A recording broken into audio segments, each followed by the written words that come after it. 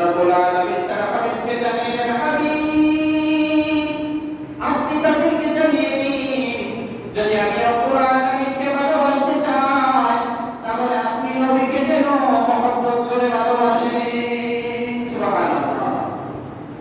যদি আমরা রব্বুল আলামিনকে আমরা ভালোবাসতে চাই তাহলে আল্লাহর হাবিব নবী মুহাম্মদ রাসূলুল্লাহ সাল্লাল্লাহু আলাইহি ওয়াসাল্লামকে ভালোবাসতে হবে।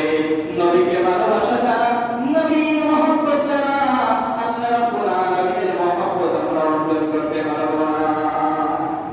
এজন্য যদি নবী আল্লাহ রাব্বুল আলামিনকে যদি আমরা ভালোবাসতে চাই, যদি আল্লাহ রাব্বুল আলামিনের ভালোবাসা যদি আমরা অর্জন করতে চাই, তাহলে অবশ্যই অবশ্যই আল্লাহর হাবিবকে ভালোবাসতে হবে। এটা অপরিহার্য, অবশ্যই পালন করতে হবে। কারণ নবীর মহব্বত ছাড়া, নবীর ভালোবাসা ছাড়া কোনো আমল, কোনো ইবাদত, কোনো নামাজ কবুল হবে না। আপনি সারা জিন্দেগি নামাজ পড়ে যান, কবুল হবে না যদি নবীর মহব্বত যদি না থাকে। যে আমি আল্লাহ রাব্বুল আলামিন